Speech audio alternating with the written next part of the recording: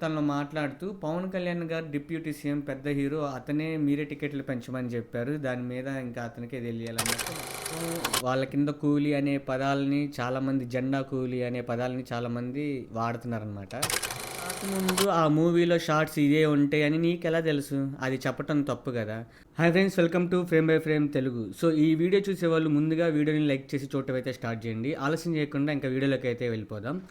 So ఈరోజు topic వచ్చేసరికి నాగవంశీ గారికి అండ్ ఇంకొక ఎవరైతే ప్రముఖ యూట్యూబర్ ఉన్నారో అతనికి మధ్య గొడవ అయితే జరుగుతుంది. అతను ఎవరో తెలిస్తే కామెంట్ సెక్షన్ అయితే చెప్పండి. అతని పేరు నేను చెప్పదలుచుకోలేదు, ఒక హింట్ అయితే ఇస్తాను. అతని పేరు బెల్. సో వీళ్ళ గురించి నేను మాట్లాడుకోదలుచుకోలేదు. యాక్చువల్గా ఏమైందంటే ఆ యూట్యూబర్ లాస్ట్కి పవన్ కళ్యాణ్ గారిని మధ్యలో లాగుతున్నారనమాట. సో దీని గురించి మనం డీటెయిల్గా అయితే మాట్లాడుకుందాము. అసలు ఎవరిది తప్పు ఎవరిది రైట్ అనేది. అసలు వీళ్ళ గోల్ ఏంటంటే కింగ్డమ్ సినిమా రిలీజ్ అయింది కదా, అది ఆ సినిమాకి అతను రివ్యూ అయితే ఇచ్చాడు.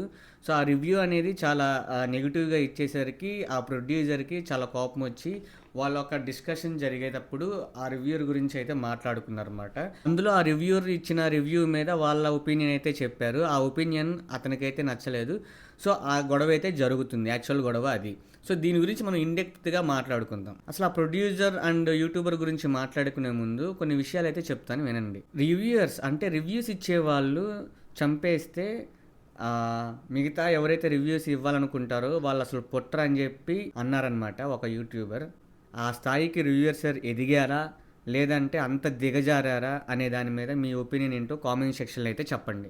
అసలు మ్యాటర్లోకి వద్దాం. యూట్యూబర్ పేరు బెల్ అనే వరకే నేను చెప్పగలను. నేమైతే మన ఛానల్లో చెప్పదలుచుకోలేదు. సో మీకు అతను ఎవరో తెలిస్తే కామెంట్ సెక్షన్లో అయితే చెప్పండి. అతను ఏం చేస్తాడంటే ఒక మూవీ చూసి బాగుంది బాగలేదు అని అయితే చెప్తాడనమాట. అంతవరకు చెప్తే ఓకే, మనం కూడా అదే చెప్తాం. కానీ ఆ చెప్పే విధానం వచ్చేసరికి వ్యంగ్యంగా హేళనగా ఉంటుంది. అది వచ్చేసరికి ఎవరైతే మూవీస్ తీస్తారో ప్రొడ్యూసర్ కానీ హీరోస్ కానీ వాళ్ళ ఫ్యాన్స్కి అది నచ్చదు.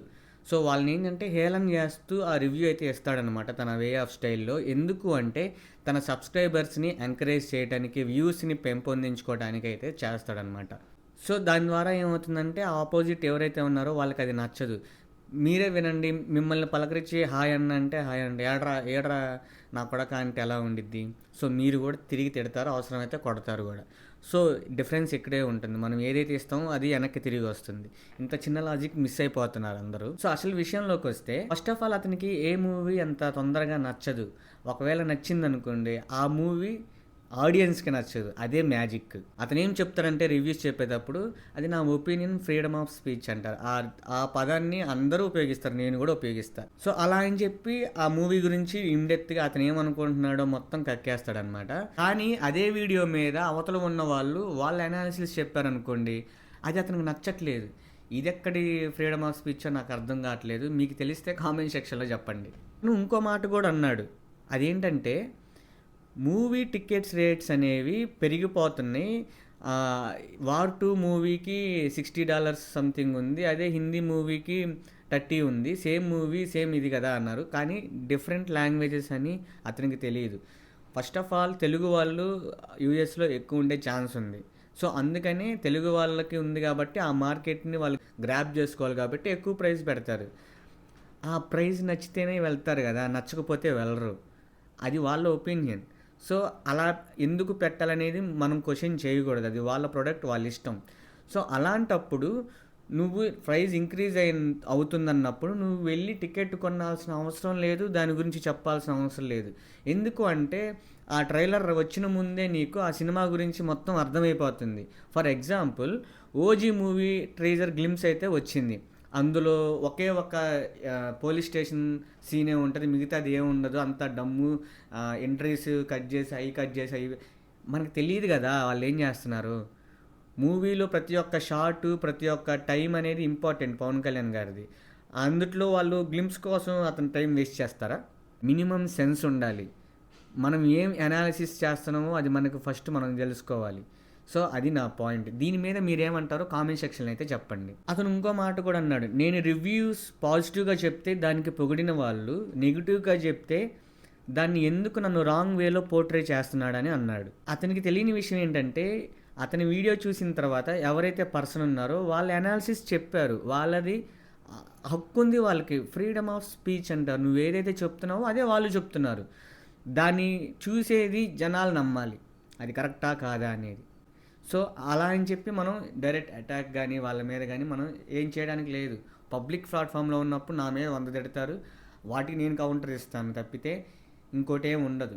So, simple logic. మనం ఏదైతే చెప్తామో, మనం ఎవరినైతే మనం పాయింట్ ఔట్ చేసి రివ్యూ పరంగా చెప్తామో, మన వీడియోస్‌ని కూడా వాళ్ళు రివ్యూ పరంగా చెప్పొచ్చు. No problem. సో, దానికి మనం బాధపడాల్సిన అవసరం లేదు.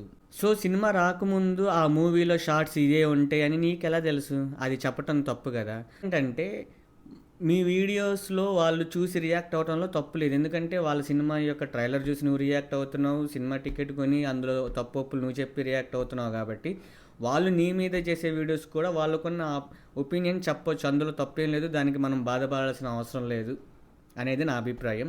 మీరేమంటారో కామెంట్ సెక్షన్‌లో చెప్పండి.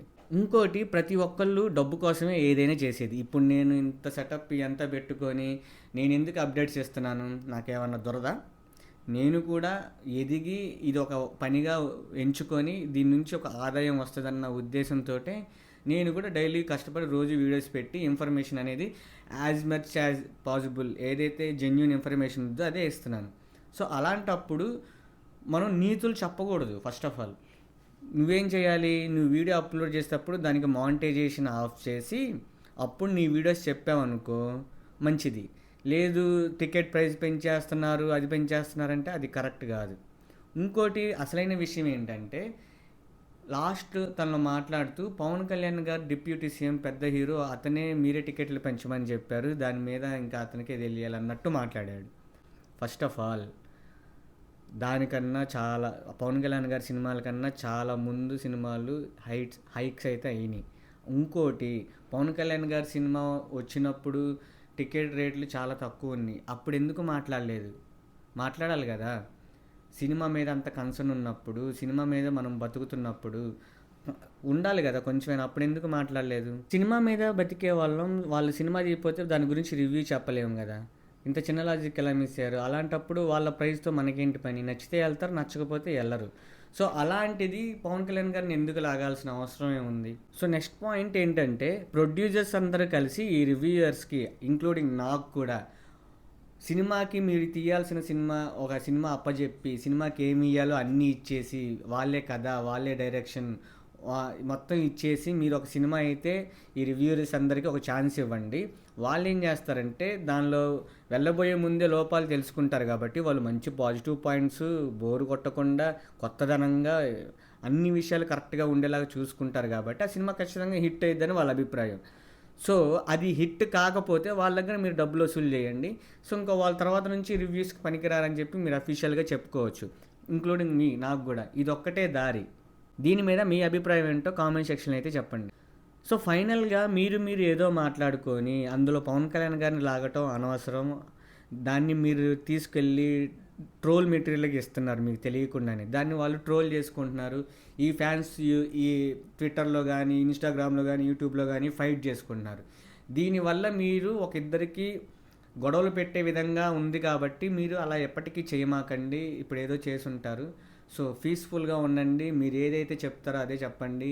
మీరు ఇచ్చే రివ్యూ కూడా పద్ధతిగా చెప్పండి. ప్లస్ పాయింట్ చెప్పండి, మైనస్ పాయింట్ చెప్పండి. అంతేగాని వ్యంగ్యంగా అవతల వాళ్ళని హేళన చేసే విధంగా అయితే చెప్పమాకండి.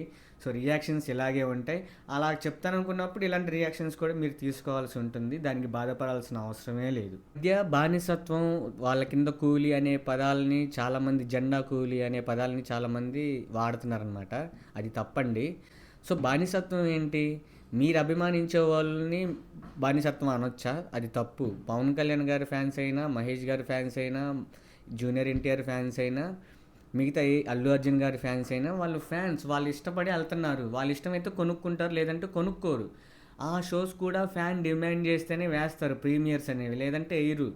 మీరు అంతగా లేదంటే మీరు 2 రోజుల తర్వాత వెళ్ళండి, 10 రోజుల తర్వాత వెళ్ళండి, నార్మల్ లీటరే కదా. సో, అంత లేచి కాడికి వాళ్ళు కొనుక్కుంటారు, బానిసత్వం చేస్తున్నారు, మీరు కొనుక్కోవద్దని చెప్తున్నారా?